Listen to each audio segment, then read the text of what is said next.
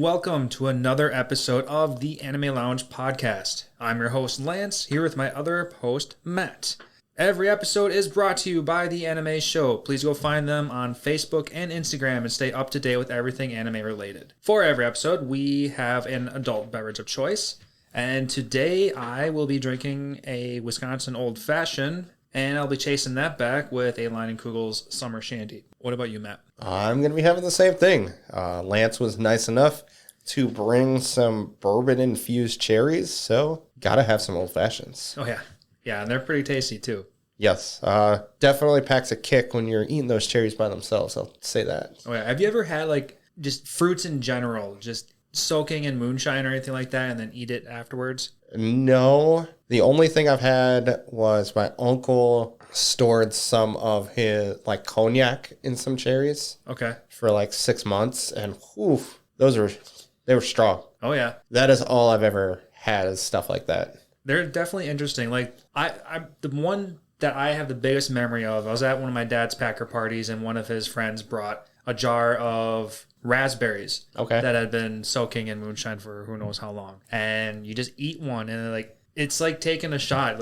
You can't even, if the fruit's sitting just outside your mouth, and I took a deep breath on accident, and all the fumes just went right back to the back of my throat. I'm like, and I mean, it was good. Don't get me wrong. I'm not going to complain about alcohol, but damn, I was not expecting that potent of a fruit. Yeah, it's like when somebody puts tequila under your nose and you're not sure what it is, and they're just like, take a whiff, and then you just get all that tequila smell in your face, and you're just like, oh, okay, yep, that's alcohol. Okay. Yeah, so alcohol-infused fruit is good. Oh, another alcohol-infused fruit. I don't know what other people call it, but Wapatui, or dumpster, garbage can, whatever you want to call stuff, where essentially you just dump a bunch of alcohol into a container, into a big container, and then you dump a couple things of fruit punch and other fruity juices, and then you throw in oranges and what else? I've heard trash can. Yeah. I've heard fishbowl. I've heard fruit punch. I'm like, that's not fruit punch, but okay. Yeah, it's just a lot of alcohol, and there's fruit punch to cut it. Yeah, so whatever you want to call it, it's just a smorgasbord of alcohol with some fruit in it. Yeah. Yeah, but it's the same deal. It's fun eating the fruit afterwards. You have to have a lot of friends to do that stuff, so I don't get to do those things. But yeah. Yeah, they're for bigger events like birthdays or some kind of big event, yeah. Yes, definitely Wisconsin birthdays, especially baby birthdays. Baby birthdays, yes. My child's turning 1. Everyone, let's go drink some dumpster or some trash can, whatever. Some trash can juice, yes. Yeah. They won't remember it. I won't either. It'll be fine. No one remembers your first birthday party. Exactly. So perfect. All right. So let's jump into what we're here for. Matt, you got a synopsis for what we're going to be covering today? We are going to be covering season 3 of Demon Slayer. Because, can't get enough of Demon Slayer. Got to be covering it as soon as it comes out, really. And for a synopsis, I'm going to throw Lance this thank you for this one because he wrote it. And it says, with Gitaro and Daki dead, the world is safe from demons. Just kidding. Muzan is pissed because his upper moons are completely useless and they can't take out even a single Hashira. As one of them finds out where the Demon Slayer core swordsmith village is, Tanjiro is given permission to go to the village to retrieve his sword. The upper moons make their move, and it's up to our hero and a couple Hashira to save the day yet again. So, thank you. That was a quick, pretty spot on, I would say. Yeah. Everybody knows the story of Demon Slayer to this point, so there's no need to dive deep into anything in the past. I will say it was cool to give us a new location.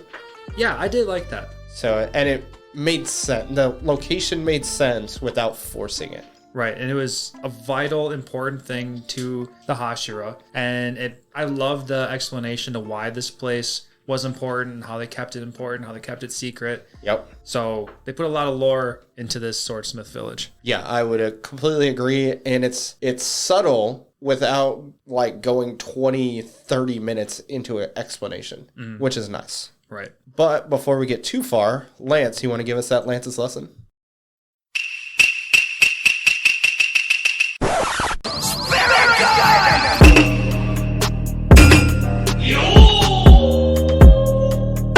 Today's Lance's Lessons is going to be the Japanese word for thank goodness. And the Japanese word for thank goodness is yokata. And yokata is spelled Yokatta. And yokata is very fitting for this season because holy shit, do they say thank goodness a lot.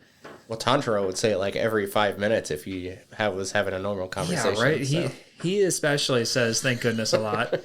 But where I really pulled it from was obviously the final episode. Yeah. And we don't have to jump into all the spoilers right now, but they threw that word out every 5 seconds at the the final battle. I do have something to say about that, and we'll get into it. Oh yeah, okay, Yeah. All right. So as part of our new formats, we're going to be throwing in Matt's manga mentions in the beginning of our episodes, just in case we want to incorporate more details in our, as we get deeper into the episode, so we can reference back and forth. So without further ado, Matt, what is your Matt's manga mentions? NANI?!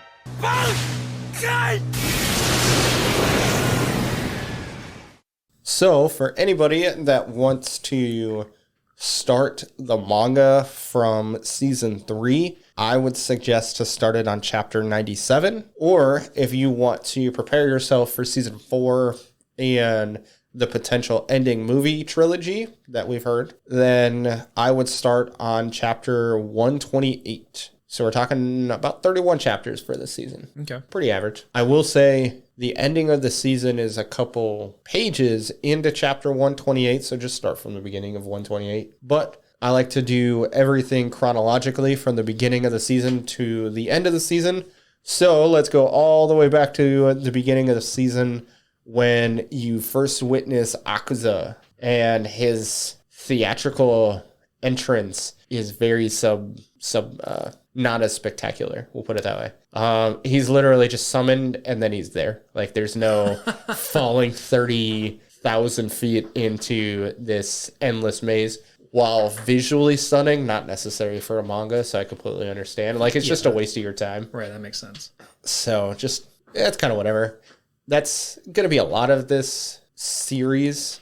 Especially from what I've noticed, a lot of fighting style mangas, you're just not going to go as in depth with the fights as an anime is going to, because, well, you get the gist of it with a couple panels instead of spending 20 panels for one fight. Yeah, right. One thing that I thought was funny that I wish they would have done is Doma starts asking the Biwa girl out, and she cuts him out. Oh, really? Yeah. I did get that feeling when he was like, hey, you want to come down here and hang out with me? Yeah. And she's like, I respectfully decline. So in the manga, he's like, hey, we should go out on a date. And she just goes, nope, ding. And he's gone. So I thought it was much more lighthearted, but because he doesn't ask to follow Hentegu and Gyoko, he's just like, well, it's just you and I. Do you want to go out on a date? And just, nope, and bings him out. So I thought that was really funny. Yeah. So the infamous Mitsuri falling out of her kimono scene doesn't quite happen the same way. Oh, no? Now, while she is running down the steps and he's like, hey, your chest is falling out, he doesn't grab her shirt or her kimono and like close it for her. She just kind of stops in front of him. Okay. I mean, makes sense for a manga. Yes. It makes sense on both spectrums, but not as funny or visually the same. Not really a huge difference, though. You find out that you can change the sparring doll's movements by his fingers. So you adjust his fingers and his attacks change. Interesting. Okay, I'm glad you're bringing the doll back up, because that is one thing that I wanted to talk about. Is this is a doll from the past. Yep. 300 years ago. Right. And I know they made reference to its technology being so far superior and we don't even understand it today. Yep. And but they didn't go into any other kind of detail about how anything works. Like we saw gears being turned, but that's anime logic just doing its thing. Like that just makes this doll do whatever it needs to do. But so it was at least nice to hear that changing its fingers it'll change its movements, right, and it'll fight you differently by doing that. In the manga, that's okay. Like, it's good detail to have. In the anime, I completely understand why they didn't add it, because You have to remember he fought the doll for what, half an episode? Half an episode, and they explained that it elapsed over like 3 days. Yeah. So I have no qualms about it, but I do completely understand where you're getting at, where you're like, give me a little something. Right. Like, he was just there. Just yeah. this. Yeah. Super futuristic ancient doll. Yeah, exactly. It was out of place, and I was nitpicky enough to be like, I want more information on that stupid doll. Well, in their defense, they don't expect most people to listen to it 4 times in a week. Yeah. For context, I was telling Matt, so if anybody has watched us on YouTube, we covered this on our short flights. Yep. So we watched it when it was fresh every single week. Yep. And then we watched it again. And then I'm also listening to this in the background while I'm at work. And I did that 3 times. So I've consumed this anime quite a few times. Yeah. So at least it was good. At least this wasn't some like terrible season or something. Right. Totally worth it. I was happy to re-listen and re-consume it multiple times anyway. Yes, I do completely agree. But to get back into the manga, so it talks about how Tanjiro and Tokido notice that there was a presence outside the door when they were talking, but didn't realize it was a demon. So they noticed something was there, but they couldn't tell that it was a demon. Yeah. I thought that was strange because Tanjiro's nose is super amazing. He can smell shit from far away. But the being in proximity of the hot spring, that was gonna be something I wanted to bring up later on. Is okay, since we're here at the moment, I think that this is the anime kind of explains that the sulfur from the hot spring took away his sense of smell, and like boom, right there, that's his weakness, is like sulfur. Yep. So I'm wondering if that's going to come into play in the future, if it's also going to be a hindrance on him for any other future fight. I'm going to go with no, only because he doesn't like talk about it. And you have to remember this is I don't remember what age it is, but it's not readily available. That's true too. Yeah, because this isn't current day stuff. Yeah. But it was just one thing that crossed my mind, like, ooh, like, we just so happen to pick up on this little bit of information. What if this is a seed that's been dropped and now it's going to be important in the future? So I was just curious. There's a lot of little hints that we will talk about later that get sprinkled throughout this entire season that are going to be necessary for later seasons. So that easily could be something, but I doubt it's going to be anything. Okay. So then Tanjiro does get a sword from Haganezuka. So that's one thing I want to mention. The dub and the sub say his name different. In the dub, they say Haganeska. In the sub, they say Haganezuka. Okay. So they enunciate the Z a little bit more. So how are we going to say that? Because it doesn't matter. It doesn't matter because our listeners are probably going to be like, that's a big-ass Japanese word. I'm not going to catch the difference anyway. Yes. So whatever flows out of our mouth first is going to be understood. Yes. So Tanjiro gets a sword from Haganezuka, but he's just waiting for orders. So that's why he's staying in the village. So his stamina's returned. This is prior to the fight with the Upper Moons. Okay. But he's still at the village because he's not being told to do anything. So he's just still there. Okay. Because I'm pretty sure he was given a sword anyway. Yep. But the way I took it was he was given a temporary sword. He wasn't given the one that he was going to be trusted with for long term after he leaves. So he was given his new sword, but then because he found the sword within the doll, he wasn't given that sword. So that sword is going to be his new permanent one, but the one that he was using was supposed to be the one he was going to get if he didn't find that other one. Okay, so it really could have just been in and out at that point. Yes. Much like Mitsuri. Yes. She got her sword, she could have dipped out. Or he could have dipped out. Yep, okay, exactly. Interesting, okay. That's where it's going to be anime logic, where it's like, oh, I didn't have anything to do, so I'm still here, and I just happen to be here when some Upper Moons attack. Right. Makes good story. I don't really care. He needs to be there anyways, so... Yep. The drums on the final fused demon say hatred. I watched the anime like 3 times to see if they ever say it. No, they don't. Oh, like in the subtext? Yeah. So his drums all say hatred. Every single one of them? Yep. Oh, I just assumed every single one of them was... Also, I didn't pay close enough attention, but I did assume that every drum was all of the emotions individually. Yep. Yeah, I thought the same thing the first time I watched it. Technically, the second time I watched it. And then I read the manga and it was like, hatred. I'm like, wait a second. So then I rewatched the anime. I'm like, wait a second. Those are...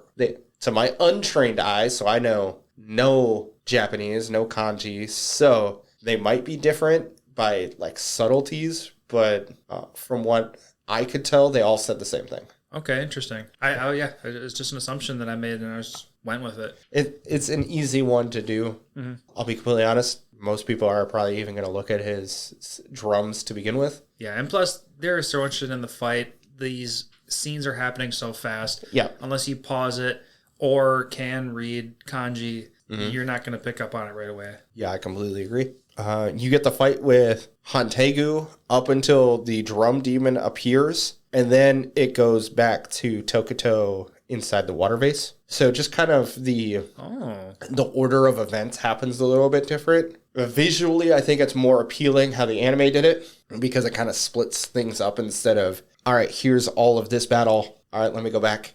Here's the finishing of this battle. Let me go back. And here's the conclusion of this battle. I didn't mind it swapping back and forth. Right. It's a preference thing. Some people might like it better where it's like, okay, yep, Tokuto is trapped. All right, let me jump back here. Let me get all of this fight. All right, this new guy appeared. Let me go to Tokuto. He finishes his. All right, let's get the conclusion of Tanjiro and Mitsuri. Right. It's creative choice. It's a good way to fluff up some time. Yeah. And keep stuff interesting and keep stuff, just keep your mind active at all times and remember what's going on. That these battles are going on at the same time. Yep. So let's kind of show it as if we're jumping back and forth. Yeah, no, I completely agree. I liked it. Honestly, I liked them both, to be completely honest. One thing Tokuto says is he has this second pillar spot. Tokuto said the second pillar spot he was about to give up. So I'm wondering if he's talking about he's like the second strongest pillar, or if he's just like pillar number 2. I'm not entirely sure. They don't talk about it, but I'm wondering if he's referencing himself as the second strongest. Right. After you said that, that's what made me think of that. And then give it up. Like, what if he was about to die? Yeah, because remember, he's in the vase. Yep. And if he was about to die there, then the second pillar would fall and someone else would take over. So yeah, that's the way I would take that. Okay. That's kind of how I took it as well, but I wasn't entirely sure. It'll be interesting if we find out like kind of rankings. I would like to see a ranking, much like how we have the Upper Moon. Yep. How we can assume that 1 through 6 were in order of their strength. Yep. I would like to see a nice, not because of what the internet might say, but I want the anime itself to be like, hey, we consider this guy the strongest, and we're going to go in this order. Yeah, exactly. So the Upper Moons, they are based purely on strength. Yep. Because of the Akaza and Daki interaction where he was saying, oh, well, we can have a blood battle and you're just going to lose again. That shows Doma. I was going to say, why is Daki in this conversation? No, she's not. She's useless and dead. The Doma is stronger than Akaza. Mm-hmm. Tokuto's mother dies of bronchitis. Okay, so they give a reason. Yeah. Right. Yeah. Cause they talk about what she actually has. Again, not super important, not important really at all, but it's there. Right. Tokuto says it takes him hours to get back to his house after his first fight with that demon. So you know how he's like, it took me so long, I don't remember. It felt like it took ages, and that's what he says. Oh, back when he was a child. Yeah, when he was a child. Okay, yes. His very first fight with a demon. Right. So, yeah, when that random-ass demon came in and killed didn't necessarily kill him at the moment, but sliced off his arm, and he blacked out. That was the reason his brother died, yes. Event, essentially, yeah. But then Tokuto blacked out, killed the demon, thanks to the sun. And then, he was saying that my house is right in front of me, but it took me forever to get there. Yeah. It took him hours, is what he says. Yeah. So just gives it a little bit better timeline. Here's a big one. Tokuto has the mark on his forehead as well. Really? Not just his cheeks. Interesting. I wonder if the anime wanted to change it up a bit so that they can distinguish between the two. Right. Yeah. So that that picture, he's got his cheeks and his forehead. Yep, it's his cheeks and his forehead. Okay. Yeah, the anime was just his cheeks. Just his cheeks. Yep. So that's interesting. But one thing that I want to talk about, we can talk about it now, is Tanjiro and Tokuto's father have the same eyes. Right. There's only one way that can happen. They have to be related. Right. Yeah, I was going to say genetics. We talked about this in the past, with short flights and the assumption. Well, first of all, Tokyo made the comment that you have the same eyes as my father. And these new scars, how they share that kind of ability. Yep. And the comment with when Amane visited Tokyo and, just the Tokyo brothers. Yes. She had mentioned that their lineage was of, demon slayers. The swordsman, original swordsman. Yeah, the sun breather. Right, and that's basically what it was ultimately meaning. Yep. So putting all that together, kind of it's like, dude, you two are related somehow. So. Yep. And then Tanjiro's inherited memories, I think is what they called it. Yep. Just those he's got to be related in some manner to the original sun-breathing demon slayer, and his moves obviously prove that as well. So I'm not sure why Tokudo did not get the mark on his forehead as well. I think what you were saying is right, where they were just trying to distinguish between them, or they're going to build it up later. I'm not sure. Right. Yeah, kind of like how Tanjiro's mark grew as he got stronger. Yep. Maybe Tokudo's his will also grow, and it'll extend to his forehead, and then maybe Tanjiro's will grow to his cheeks. I don't know. It'll be interesting to find out. We have 2 seasons until the conclusion, so we'll find out. You find out that Mitsuri is faster than Tengen. Ooh, really? Yes. Okay. And her muscle density is 8 times that of a normal person. Okay, interesting. I like that they said a little bit of that. Yeah. Because the anime made it very clear that when she took on that hypersonic scream attack, like fucking dead center, and then she was still wide-eyed and stuck in a position, still shaking. I thought that was a good scene. I like that scene a lot. Yeah, her muscle density, yeah.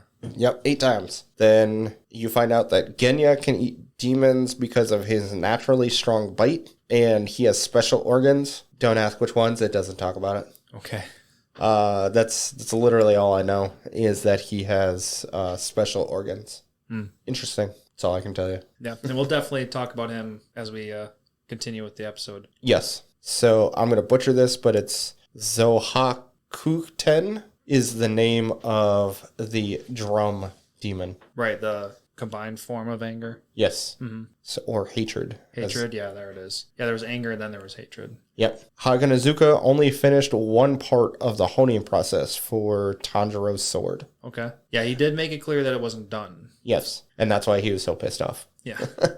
Which they didn't tickle his sides. Tall Hantegu's tongue said resentment. Okay. Like this. So the tall one. So the one that was running. One? The one that was running with no head and one of his arms chopped off. Oh, the grown version of the tiny one. Yep, exactly. The one that was holding the tiny one in his heart. You're right. So his tongue said resentment. You find out that they move the swordsmith village after the battle with the Upper Moons. Oh, okay. I mean, it makes perfect sense. Yep. And then they also said that they made multiple dummy villages to make sure that this doesn't happen again. Okay, interesting. I wonder if they'll explain that in the next season then. I doubt it. Kind of like, hey, yeah, there's... Oh, you're talking about that part. Yeah, maybe. Like just some quick throwaway thing to be like, hey, it's not going to happen again. We took precautions and blah, blah, blah. Yep, could be. Tanjiro was brought back to Shinobu's castle to recover. So he doesn't recover at the village. Oh, no. So that is one thing that doesn't happen. Basically, the entire ending of the episode doesn't happen. It doesn't happen that way. So he goes back to the manor and He passes out, and then he wakes back up in the bed at the Poison Hashira castle. Interesting. That's a big difference. Yes. So no Yokota 100 million times at the end. Like that doesn't happen. Yeah, so just a big difference. You find out that Tanjiro slept for a week, so 7 days after that battle. After the battle, okay. And Mitsuri and Tokudo slept for 2 days and were perfectly healthy after they woke up. Okay. They mentioned how Tamayo is looking into Nezuko. Yep. So just kind of, she's studying, like, after she was able to walk into the sun, Tamayo is now studying her again to see what's different. Like, why? Why is she able to walk into the sun? Okay, so now there's further Yeah. Now there's more research. studying. Okay. And that's it. That's all I got. Okay. So nothing insanely different. The Minus ending was the very end. The ending was different. But of course, it's the end of the season as an anime, so they want a heartfelt, kind of ending. And there's no, like, unless they want to leave it off on a super cliffhanger where Tanjiro kind of passes out, there is no break. Like, there's no good ending for the season. Right. So, Yeah, I mean, it would have had to have been quite the cliffhanger at that point then. yeah. Which could have been taken in both ways. It could have been fine. Yeah, I agree. It was, I think I would have been pissed off if I would have had to wait like a year. As a anime watcher, I would have been pissed off. And like, what the fuck you mean he woke up? He just passes out and Nezuko's standing in the sun. What? So. Yeah, kind of like he leaves the way he entered season 1 in a coma. Yes. Well, okay, so now are you saying all of that Yogata, there was none of that period? So like after he completely took care of Hantegu, he just straight up passed out? He didn't see his sister walking in the sun? No, he saw that. Oh, he did see that. So the very end, so you know how it goes black for a second, and then he kind of wakes up and he's trying to leave the village? In the cart, yep. None of that happens. So the Haganazuka being all shy and... Yeah, okay, that's funny that you're saying that, because I did wonder that too as I was watching it. I'm like, I wonder how the anime adapted him, because like he was swaying like super childishly like towards the cart to say his goodbye and then stab his finger in Tanjiro's face. Yep. Nope, none of that happens. Okay. Very interesting. So he kind of, because remember, Tanjiro sees his sister, basically she talks to him, and then he has a little bit of reaction and then passes out. Okay, yep. So that, and then they have the hug with Mitsuri. Yep. And then basically that chapter is done. And then they go to the next chapter. They talk a little bit about what I had explained at the end of my manga mentions. And then they're into what would be the next season. Okay. So there's no break. Makes sense. I mean, now that I'm reading Seven of the Spellblades manga, and then comparing it with the anime as I'm doing my stuff, I can totally see how they get straight to the point in the manga. It's just... Sometimes there's good breaks. Most of the time there's not. Like the ending of season 2 and the beginning of season 3, perfect break. Like, to be completely honest, you have the conclusion of the fight with Gitaro and Daki, and then you basically have Muzan being pissed in the next chapter. Like, that's a great break. Like, you can easily draw a line right there and call it a day. Yeah, that's definitely a fair break. But you don't always get that. Since that's all we really got for manga mentions, let's take a quick break and we can come back and really get into the heart of this conversation.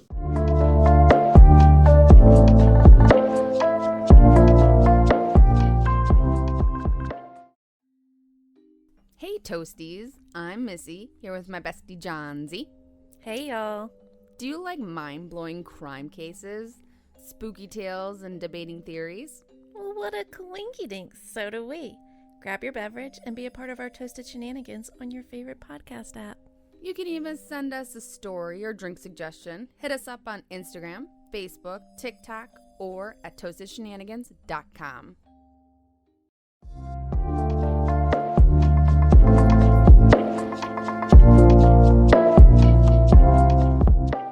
And now that we're back from our break, Lance, what'd you think about this season, like as a whole? Overall, it was amazing. I did enjoy every single moment of it, like on face. I thought it was fun to watch. I could not wait to watch the next episode. Yep. And nothing really left me like mad or just kind of meh about the episode. Right, yeah. Like nothing was meh. So overall, completely satisfied with this entire season. Okay, makes sense. What about you? I would agree. Overall, the season by itself was good. Every episode made sense. I liked the background of the two Hashira, talking about them specifically, and, talking about their challenges that they've had to deal with, making them more personal as individuals, even if Mitsuri can eat like Goku and has pink hair, she's still a relatable character. Right. And I enjoyed every episode. I was excited when we were doing our short flights. Every episode that came out, I was super excited for. I feel like they hyped Mitsuri up a lot, and then we only got like 2 episodes of her. Yep, I 100% agree. But beyond that, like that's just an outside in kind of thing. Like if this would have been 10 years ago where not everything gets hyped up super hard, then maybe we wouldn't have been disappointed in that aspect. But as far as the season by itself, I enjoyed it. Right. I will say it wasn't my favorite season. Out of the 3, yeah. Yeah, out of the 3.5, technically you had 2 arcs within season 2. Mm-hmm. And I would still clump those together as season 2. Yeah, but the movie is kind of a standalone, but it's not. Right. So it's a weird spot. Like yeah, they just like, fine, we'll just throw you into season 2, but like we all know that the actual season 2 is the entertainment arc. Yeah. Mugen Train was a part of the manga, so it was needed, and it was entirely needed because you can't have Rengoku just being dead for no reason. Yeah. And he obviously keeps coming back. Yep. His reference, his influence is just ingrained so deeply in every single character. Yes. He made an everlasting imprint on every single person he ever interacted with. Mm-hmm. So that was needed, but it was I think it was 7 episodes was Mugen Train as far as a season is concerned. I think something like that. I never rewatched it in the season form. I did once when we covered season 2, right? But I don't remember how many episodes that was. And then season 2, the Entertainment District arc was it like 11 episodes? Or was it... I think it was... is it 11 or 13? I think it was still a shorter than average. It's not your 12. I think it was probably 11. Okay. Yeah, I think it was 11 because this one was 11, but it had 2 double episodes in it. So while it was 11, it was actually 13. But, 13's an unlucky number, so maybe that's why they did it that way. Well, in Japan, 4 is the unlucky number, so they wouldn't care about the American 13. Yeah, fuck Americans. And their superstitions anyways. Yeah. But, I mean, as far as this season was concerned, I enjoyed it. It was a lot of fun.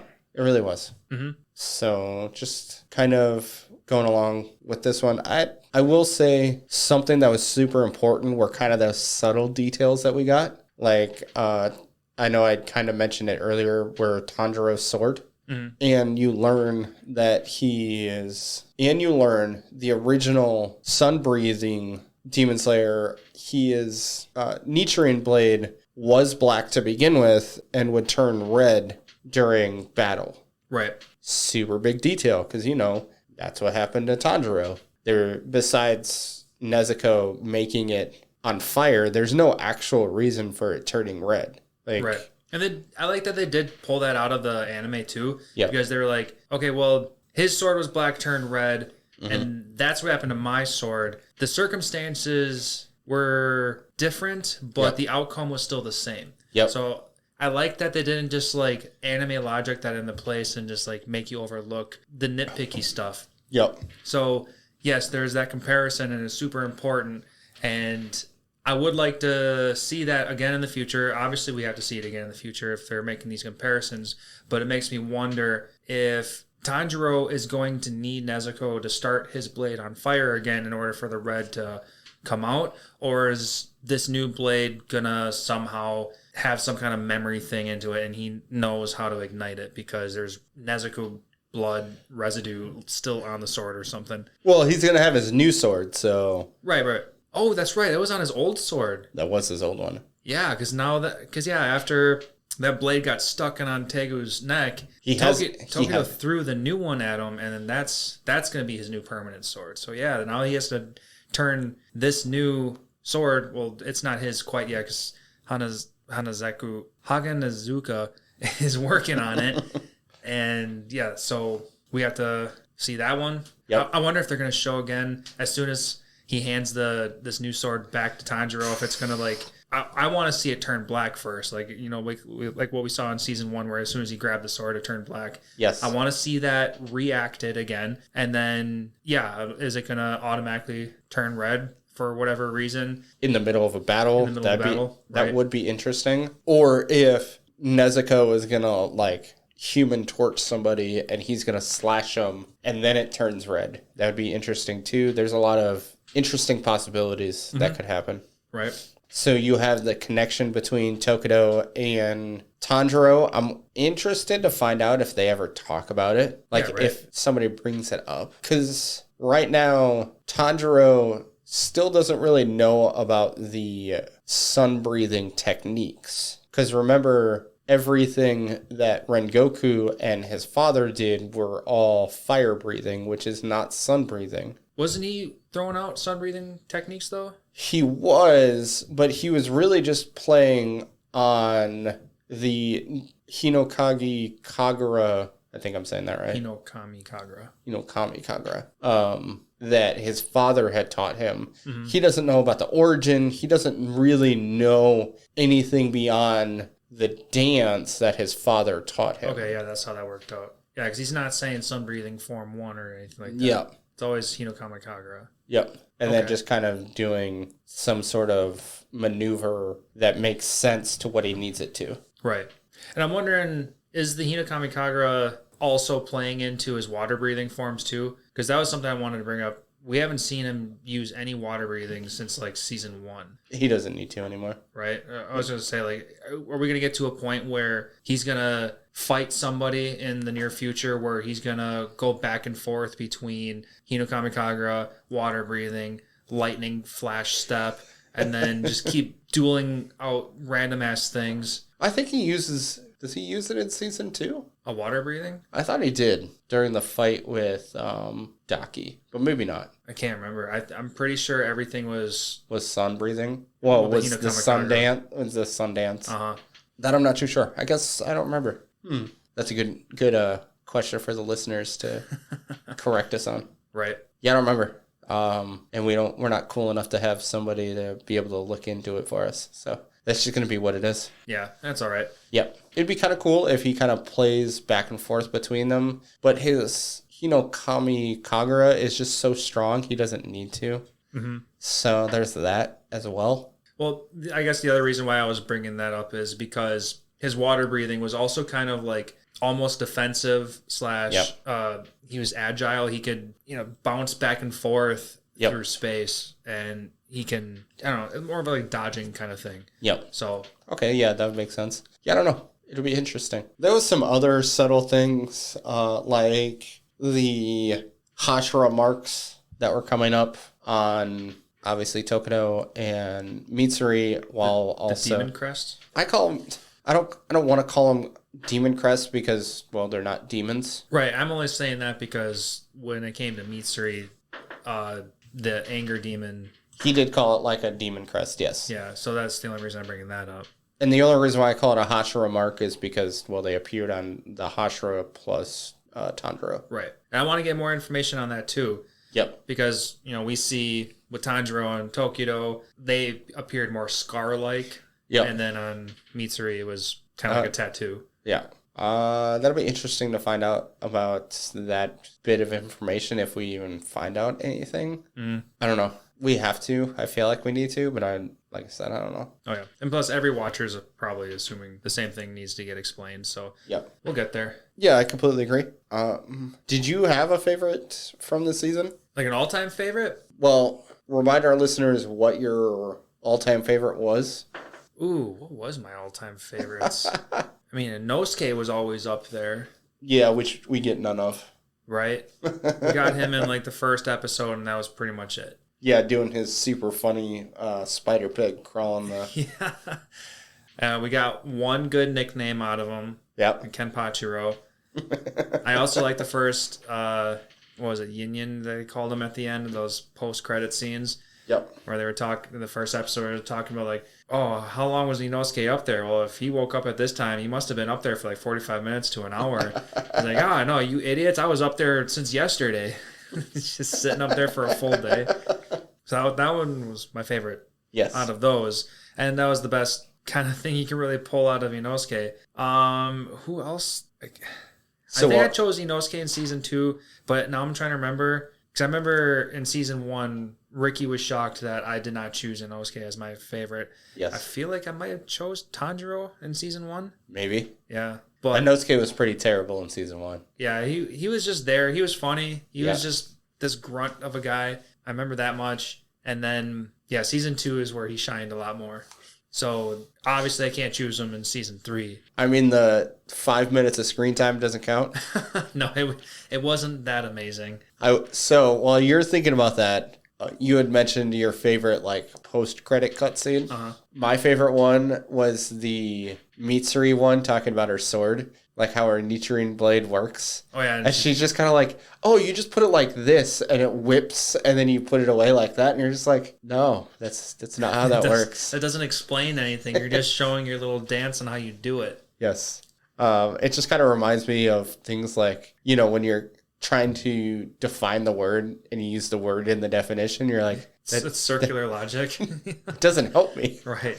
So I found it absolutely hilarious every time I watched that one. That was definitely my favorite like post-credit cutscene. Uh-huh. Just to kind of give you a little bit of time thinking about your favorite. Yeah, I do have a favorite. Okay. But before I say my all-time favorite, I think we should take a step back and break this into 2 categories. Okay. So in this season, we got to follow 2 Hashira, we got to follow 2 Upper Moons. Okay. So who was your favorite Hashira and who was your favorite moon? Between the 2 of them? Yeah. Oh, man. Mitsuri was definitely my favorite Hashira between Tokido and Mitsuri. Okay.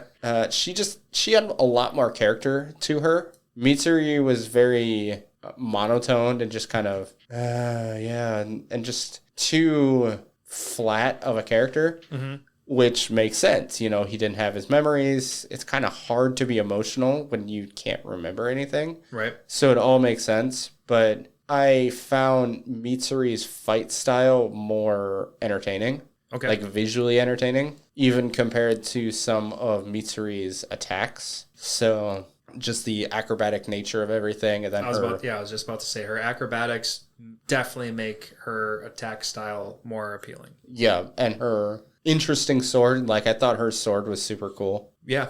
So it's just overall, I think I like her better. And then as far as the Upper Moon, I hate both of them. So I'm gonna go with Doma. You just skip over the main two. Well, they were all there. So yeah, they were. All of them all of them appeared in season 3, so I get to pick whichever one I want, and I am picking Doma. Okay. So okay, well, defend your Doma. Doma is the most entertaining out of all of them. Akaza, while he's a cool character, he is a straight fighter and very one-dimensional. Perfectly fine with that. Have no issues. But as far as a favorite character is concerned, no. And then Doma, he understands everybody, like gets all of their personalities. You can tell he can read the room. While he is super revering of Muzan, he doesn't just bow his head either. So I thought that was really good because, you know, he talks about gouging his eyes out and Muzan's like, basically, I don't need your fucking eyes. I need you to actually do something. I don't need your wretched eyes. Yeah. So I like that. And then when I'm drawing a blank on who the Upper Moon 1 is, but when Upper Moon 1 was Kokushibo. Yeah, Kokushibo. Thank you. When Kokushibo is basically doing his samurai stuff where you need to absolutely respect the people above you and yada, yada, yada. Seniority, yep. And Toma's like, I don't care. I'm so much stronger than he is. Like, he can do whatever he wants. It means nothing to me. Also, at the same time, he was like, this is how we have fun. This is how we have our friendship. Yes. Yeah, so just Doma's personality is so much better than everybody else. And while Kokoshiba is probably the most intriguing because he does carry around a Nichirin blade, Doma's, you have no idea what's going on. Because he's strong, have no idea why. And then at the end, when you see him and you have a human that's talking to him as if he's a god, and you're like, wait, what? What's going on? I know we talked about it in our short flights. I don't want to talk too much about our short flights, but just we had brought it up, and it's like, okay, what is going on here? How are you a demon, and yet you've got essentially a cult following? Right. And what's going on? So I'm very intrigued by Doma. Yep, I 100% agree. He would be the one I'm most interested in for the future. But as for the season, they all appeared. So they all appeared. All right, so I'll take my turn real quick. As far as my favorite Hashira, yes, I'm gonna go opposite. I would go with Muichiro. Okay. In the beginning, didn't care for him. Yep. I like you were saying, he was that blank slate, slow talker. He just wasn't. You couldn't communicate with him because he just don't understand. That's fine. But after he started realizing like the karma deal, like when he's like, helping others often turn into helping yourself. Yep. And, that's karma in a nutshell and whatever. And like, that makes sense. And then he started realizing things. He started realizing his past, and he got pretty comical at that fight with Gyoko. Okay. And I can see that. That's kind of where I started going with him. Okay. And one of my favorite lines out of that entire battle was when Gyoko turned into his final form. Which we absolutely have to talk about, but yes. Yeah. And then when he said, "You're the second person to see me in this form," and then Tokyo was like, "Wow, that many?" As if that was way too many. So I thought that was super funny. He just had all these really short, like cocky one-liners. Yes. And he was like super unimpressed by it. And he was, I don't know, I found it super entertaining. And I thought he was just super strong. Yeah. That just reminded me of the other one-liner that I thought was hilarious, where Gyoko was basically told him to shut up. Yep, that one too. So then when Gyokyo talks and Tokido doesn't respond, and he's like, "Oh, what? Now you're not going to respond?" And he's like, "Well, you told me to be quiet." Yeah, exactly. That and come down here and fight me, and then he jumps up there and like, "Oh, well, you're going to be the pain in the ass and be up there." Like, "Well, you stink, so I'm going to be up here." And Gyoko did call it out. It was like all these childish one-liners. Yes. But it worked in this sense. Especially, I don't know, for me it worked. I found it all funny. Well, I think he's like 17. He's younger than Tanjiro, we know that. Yeah, but I don't think by much. So he might Not be by like much. 15, 16. Yeah. Because I want to say Tanjiro was 14 at the start of the series, and I think it's been like 3 or 4 years at this point. Yeah, I think season 1 covered like a year and a half, maybe 2 years of time. I think it was 2.5 years. By the end, okay. Because I think he spent 2 years training in the mountains. Yeah. I want to say a year and a half in the mountains, but it could be 2. Well, I think it was like 6 months to begin with, and then a year and a half had passed. Okay. Because I think he trained with the previous Water Hashira, who I'm drawing a blank on. Who also had a... Oh, wait, the ghost one or the old man? The old man. Yeah, he also had a long name. I don't remember his name right now. Yes. I think he trained with him for 6 months. Mm-hmm. And then a year and a half after, he was like, figure it out. Yep. And I think it's been like another year to 6 months after that. Yeah. There's been lots of time skips too. Because like when he was in his coma after the fight with Gyutaro, I think he said 2 months had gone by or something. Something like that. Yeah, something like that. So yeah, there's lots of time skips. So and it's coma time skips, because it'll be like, this happens, this took 3 days, and then 2 days later it's this happened and it took 2 weeks. So it's like just time skip, something happens times. It's just a lot. Yeah. And we are not that good to keep track of everything. So here we are. Right. The internet, if you're interested, the internet will definitely tell you. Some- Someone did it. I was going to say, someone cares enough to know exactly how long it's been. So, yes, I think we'll say about 3.5 years. Yeah. So, yeah, he's pushing somewhere around 17, 18 at this point. Yep. But back to Muichiro Tokito. Yes. Also, I liked his mist ability was awesome because Yes. it was so versatile. He can do Okay. almost anything. He can explode stuff. He can, blow stuff away. Yep. And at the same time, which I was really hoping he would do, and it did, where he can hide in his mist and he can be so fast and essentially teleport, or it would feel that way. So one thing I forgot to mention that they talk about in the manga is so basically what he's doing to create these illusions is he will go so slow that it feels like he's sitting still, and then he'll go so fast that it seems like he's not that he's invisible. Okay. And that's what's happening between. So So he's just mind fucking him. yeah, that's exactly what he's doing, where he's just kind of, to give a different reference, Killua, where he's doing his illusionary steps, Yep. where he's just changing his pace. And that's how Muichiro is doing what he's doing, is he's essentially just changing his pace, and it's creating this illusion that he is in a million places when he's not. Right. Yeah, so I thought that was all fun. So I liked him for one, the comical, two, his abilities. Yep. And if you want to throw in a cheap shot, he 1v1'd an Upper Moon. So Yes, I will give you that one. But Mitsuri took on the strongest form, and that was invincible. pretty much, yeah. So, Yeah, so there's that to throw in there too. Yes. So And I'm not just simping on Mitsuri, and that's why I like her. So. no, you don't. I'm not going to take you as a simp for her. But for Because I like Shinobu better. But Shinobu's the poison Hashira. what's her first name? That is her first name. What's her last name?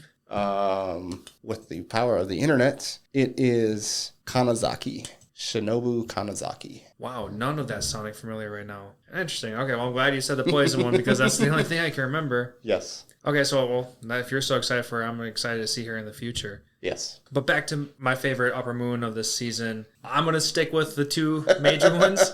I was thinking about this for a while, and yeah, like what you were saying, they both sucked. But I'm gonna try to take one that I wanted. Okay.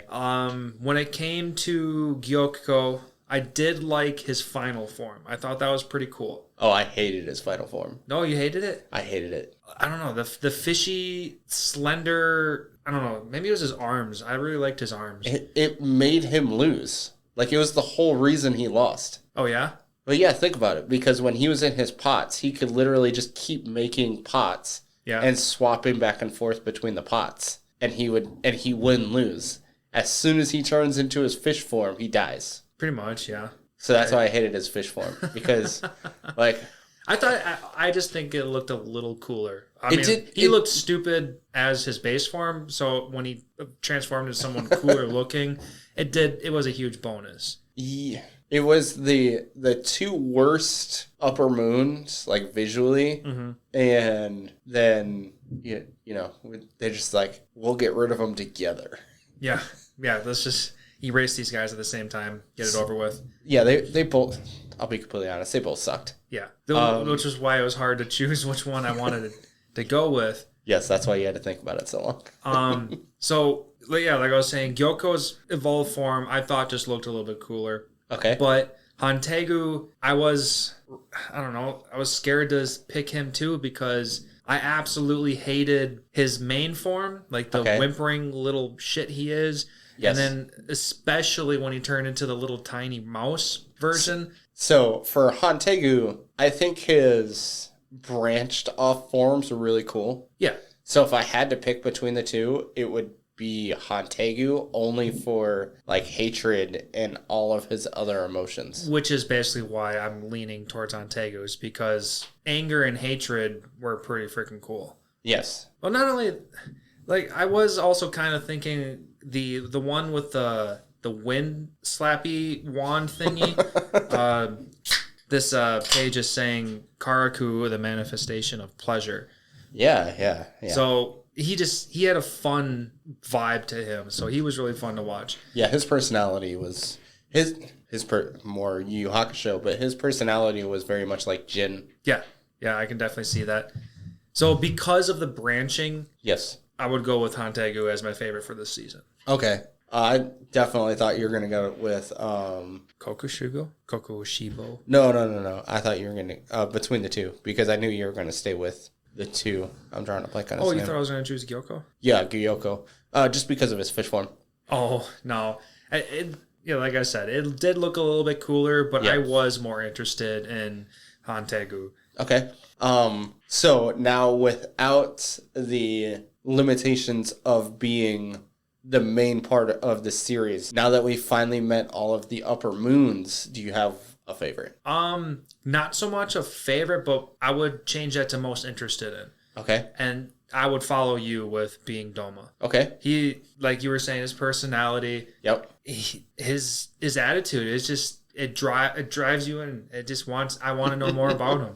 You know, Okay. he's got this pretty boy look to him, and he's just he's just so happy. Yeah. And he's this number 2 demon. Why is he so happy? Yeah, he's the complete opposite of every other demon. So I'm interested in him. So I kind of would have thought you would have said Kokushuba. He would be the next one. Yeah. Yeah. Is it more just because of his eyes and the Nichiren blade, or what makes you most interested in him? Him is his hair because Okay. he looks like a Tanjiro lineage. Okay. So I'm very interested in who he really is. Yeah, and it's definitely a jaw dropper. I'll put that one. Also because he's number 1. Yep. Why is he number 1? I want to see that. Okay. Another thing, I'll be honest, I don't like his 6 eyes. Okay. I wonder if I would be more interested in if he had like 4 eyes. There is a reason for it. Okay. Like it makes sense. Okay. Well, I'll accept it when we get to it. Yep. But I think visually at this moment right now, I wonder if he had 4 eyes and he didn't have one of those, a set of eyes next to his mouth, that threw me off. Okay. Yeah. It's almost like alien or insect like, and I don't know, just it's not humanoid enough. Okay. I mean, he is a demon, so it's okay. But I get it. That's perfectly understandable. I will say Akaza, we kind of already have an idea about him. Right. So that's one thing that kind of deters us from him, is the fact that we kind of already have an idea about him. Right. So, I mean, unless he's going to pull out some random ass shit that makes him super interesting. Yeah. And then it also doesn't help to know that he's number 3, which means he's next in line, or at least the next weakest. So, Well, he's the last weakest at this point. yeah. So that's why I said next in line. So I'm interested to see him, but when it comes to all 3 of them, he is, he falls in line. He's the last that I'm interested in. Yeah, we just know the most about him at this point. Right. I promise you, it'll be amazing and it'll be worth the wait on all 3 of them. Awesome. So it's so well done. One thing that I forgot to mention within the manga mentions is that there's 207 chapters total. So we have 60 chapters remaining. No, 80 chapters remaining. Okay. So we're more than halfway through. Yep. And we still have the Hashira training arc. Yep. And the supposed 3-movie trilogy. The final arc. Yep. Final arc. Yeah. So there's 79 chapters left. Okay. That doesn't sound like a whole lot. Well, it's about 40 chapters per arc. I promise you the final arc is a lot more than the next arc, than the Hashira training arc. So I'm going to guess the next arc is going to be like 25 chapters in total. And then the last one will be like 60 chapters, give or take. So you think anime-wise, they might take those chapters, turn it into a full 12-episode season, elaborate enough to make it last, and then... I wouldn't be surprised if the Hashira arc is like 10 episodes. And they just give you a lot of, I don't want to call it fluff, but it's a training arc. Right, so there's going to be a lot of action that's not necessarily going to translate well between manga and anime. Yeah, there's a lot of room for extended scenes. Right. And there's a lot of room for kind of side character development. and character development in general. So it'll be interesting to find out how they do it. Because they might make it 12 episodes and just kind of maybe expand some character development that we didn't necessarily get within the manga, which would be kind of nice. It'll be interesting. Like I said, this is going to be a training arc, so I can't wait just because I love this whole series. As you know, this is the only series I have the box set for upstairs. Yep. So I couldn't put it down when I read it the first time, and it has not disappointed now that I've watched it and reread it. Well, it's good to know. Yeah, there's a lot of subtle details now that we're watching it again and I'm reading it again that I missed the first time. And it's been really good to review essentially over again. So one thing, I don't know if you noticed this. So when Senemi, Genya's brother, killed their mother, how did he kill their mother? Ooh, that's interesting. Because we all know that if you're going to use any kind of weapon, it needs to be a Nichiren. Yep. And any way around that is going to be because of the sun. So now I'm not remembering specifics about that. She was dead in the street, and then the sun came out and evaporated her. So she was not moving or doing anything, and then the sun came out and burned her away. I wonder if there's just going to be a little bit of anime logic and maybe he just knocked her out unconscious and... I think it's just a plot hole. Yeah. That's all I think it is. I didn't know if you had caught it, so that's why I brought it up. No, because they pulled the same exact thing when it came to Mushiro. That one I kind of get, because if you look at it, basically he like pinned the thing down. Right. That's what I was going to say, because that also happened at night and it didn't die officially until the sun took care of it. But they specifically say that mother had died, and then you see the sun out, and the only way for it to actually die is with the sun, and it should have only officially died after it started to disintegrate because of the sun. Right. And Genya was crying and holding her way prior to that happening. Yeah. Sounds like a little bit of a plot hole. Unless for some reason a little bit of humanity came back and she just sat there.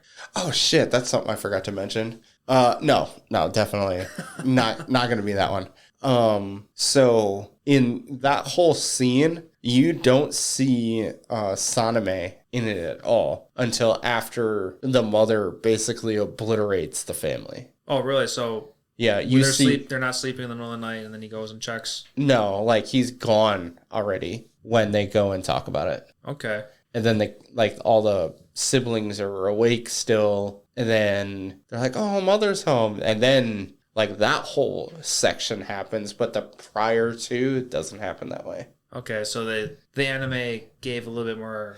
They fixed it. Yeah. Okay, I like what the anime did. Yeah, I agree. It's a perfect example of when the anime kind of explains what the manga doesn't because of whatever reason. There's nothing wrong with what the manga did, but in the anime, it flows better. Yep. Yeah, I think that would be more appreciated the way the anime did, so I'm glad that's how that worked out.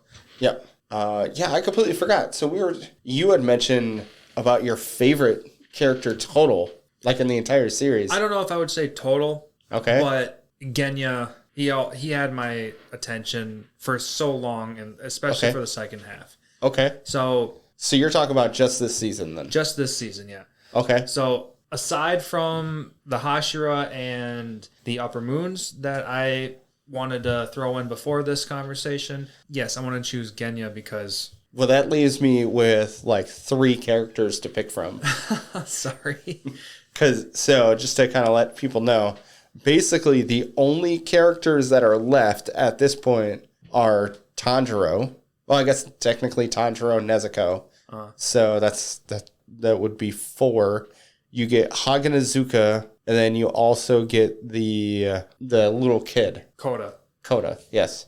Like those are all the characters that you get anything left. Yeah, that's true. There's not everyone else is just some random ass swordsmith and yeah. Like even the village chief is not really a part of the entire series. Right. So, oh man, that's making it way more difficult. Let's go with Haganazuka. I don't know. I'm just picking one at this point. So as far as he's concerned, I like the fact that you find out that he disappeared because he wanted to prove himself worthy of making Tanjiro a sword. So I thought that was really cool, and just his like super buffness. While I don't normally enjoy like the awkwardness of people, his was really funny. Like they made it funny, where it was just like, oh, he doesn't really know how to interact with people, so he just kind of talks. And the whole moment when he was talking about giving him the sword. Leave it to me. What don't you understand about leave it to me? You know, sometimes just listen to the words that are coming out of my mouth. Yep. And so I thought that was really funny. And then the moments where, you know, he's honing the sword and is completely oblivious to the world around him, I thought was really fun to watch. And just him getting all pissed off when the sword gets thrown onto the ground and he's not actually done with it yet. So he's freaking out. Right. He was a character that was really cool because we've seen him so often and we knew nothing about him. And now we finally get some background on him. Right. And I am glad we got to see his face too, because if he would have been behind the mask the entire season, I think I would have been more pissed off. I do find it funny that every time we get a character that has something covering their face, they turn out to be like super pretty characters. I was about to say, he turns out to be this like pretty man. It's like super in shape. Yeah. And then you get it's just like a Nosuke where he basically turns into like more attractive than some of the women. Exactly. I find the irony in that to be very funny. Yeah. And I also thought it was kind of funny when Gyoko said like, oh, he's still young. He must not have broken the age of 40 yet or something. All right, you think 40's young. Well, I mean, he's also multi-hundreds of years old, but it's just kind of funny to Did you us notice mortals. We didn't get a backstory from him? I did. And I was thinking about that, and I think it was because Tanjiro wasn't the one that defeated him. Yes, I do agree. And it'll be interesting if you get a Upper Moon that dies by the hand of somebody else, if we get a backstory or not. Right, like if we get Gyoko's backstory in like season 4 or in the movies or something, like just a little bit to throw him some slack or something. No, that's not what I was getting at. But say Akaza dies by somebody not Tanjiro, will we get a backstory? Or because I see what you're getting at. There is so important of people, are we going to get backstories anyway? Yeah, I see. So is he just going to be that one throwaway character? Well, I didn't like Hantegu's backstory either, but you know, it was quick and it was shitty. He was a shitty person. Yeah, like it was for as short as it was slightly entertaining. Yes. So I can appreciate it for that much. Yeah. But if they would have gone into a 10-minute spiel about how his hands had a mind of their own, and even though they didn't, just because he was just a shitty guy looking for excuses. Yeah. It was fine. It was shitty, but it was fine. I agree, but I did like the fact that they basically explained to him where he was a terrible person, even as a human. Yep. And I love the Lord's explanation as to why he didn't believe him. Do you remember what that is? The gist of it? The first Lord or the Lord that was going to cut off his hands? The one that was going to kill him. Yeah, he said, I know damn well that you can see because Hantegu tried to say that he was a blind man. Yeah. And then he was complaining about his hands. Yeah, and then he's like, yeah, how about I tie your hands together and then chop them off? Yeah.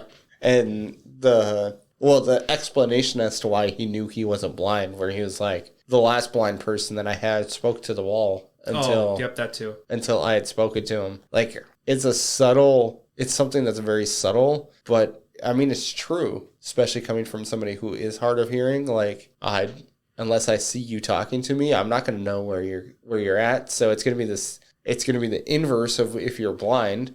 Like, you're going to have no idea where it's coming from until somebody specifically is talking to you. Yeah, you're going to be oblivious until something happens. Yeah. So it was interesting to find out. One thing I do want to make mention is Muzan turning into his human form. I have no idea how Hantegu's afterlife essentially informed Muzan that an individual learned to walk into the sun. Right. The fact that he instantly learned that Nezuko could just be in the sun.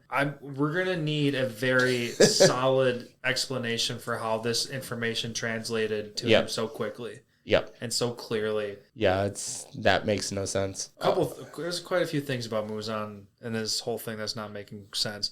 Like, unlike what the internet's talking about and how he became a demon because he was sick and he killed his doctor, I'm totally cool with that. I can buy it. Yeah. But there's a couple things that are like current that I'm not buying completely. And that's when he summons his upper moons. Okay. They come into this infinity dimension. So I'm curious on when they get summoned, do they just instantly poof, they're here? Okay. Because at the same time, like we saw at the end of that scene in episode 1, they also instantly poofed into another place as well. So what was that lady's name? The Doma lady? The Biwa lady. Yeah. She would pluck her guitar or her instrument and they would be teleported to a location. So that makes me wonder, does he have the ability to just essentially teleport? Yeah, it'll be interesting to find out more about that. And at the same time, if he found out information about Nezuko that fast because of a demon, is he pulling in information from literally every demon? So there's lots of stuff. I don't know. There's like they anime logicked him into finding out this information about Nezuko way too quickly. Yeah, I can kind of see that though. It'll be interesting to find out more about all that information. Mm-hmm. So before we get too far away from what I was saying about my favorite character, probably our favorite character, I don't know how you feel about it. Yep. But back to Genya. Yes. Genya, he's so goddamn interesting because we see so much come out of him. Yep. Mainly talking about this becoming a demon kind of ability. Yep. And yet we don't get like a true goddamn answer out of this. We get zero answer out of the anime. Oh, yeah. Because he's fighting, and we see him chasing Mouse Hantegu. He tries to cut his head off. Yep. And his sword breaks. So we know he's not strong enough. And then we learn that he can't even use breathing techniques. Yep. And that's the crazy part because his brother is a Hashira and he's using breathing techniques like nobody's business. I can't wait to find out more about him. But then, his own blood can't use anything whatsoever. Yep.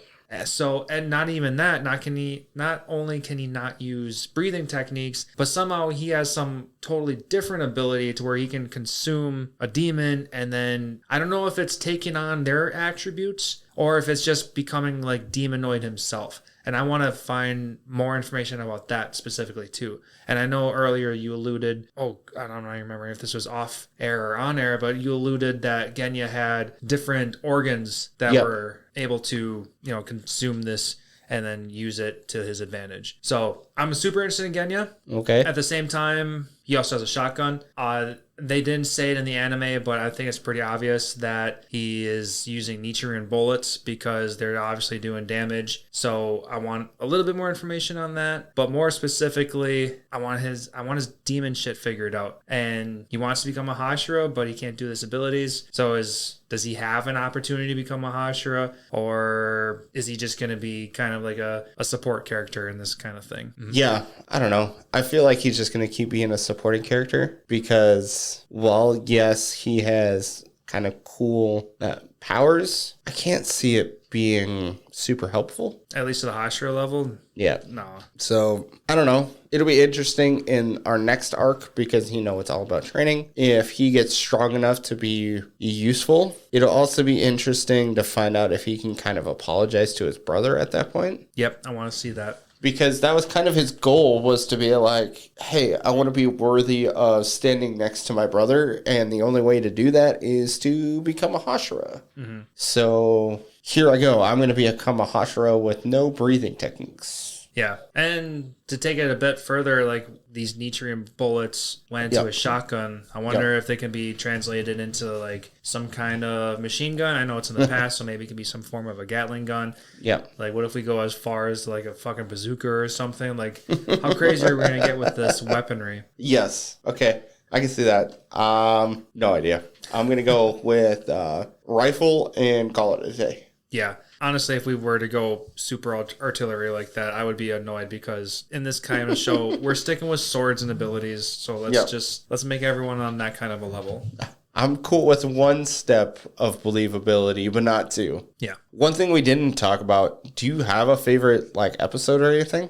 I don't think so. Like Okay. as a full episode, I think it just came down to moments. Okay, Like, there was just favorite moment that the couple laughing moments, like I was saying, Tokido's making fun of Gyoko fight. Okay, yep. That was fun. The final episode with Nezuko becoming tolerable of the sun. Yep. I mean, that's a pretty important and awesome scene. So that was fun. Yeah, super pulling on their heartstrings too. Yeah, I know we're saying in short flights, like, I know she wasn't going to die because the internet ruined it for me. But, like, I was still getting emotional at that scene. Right? But, I don't know. You got a favorite episode? No, I think I agree. Because as a whole, all the episodes were good, but I don't think there was one that really stood out beyond the other. Yeah, like they blended in together like so well. It's hard to choose an entire episode. Yeah, and then of course, you had 2 hour long beginning and ending too, so that also changed some stuff. Right, and those were just so happened to be the most beautifully animated stuff too. Yes. They put a little extra effort into those 2 episodes. Well, of course. But if there's nothing left to say, I think that's gonna conclude our thoughts on this episode.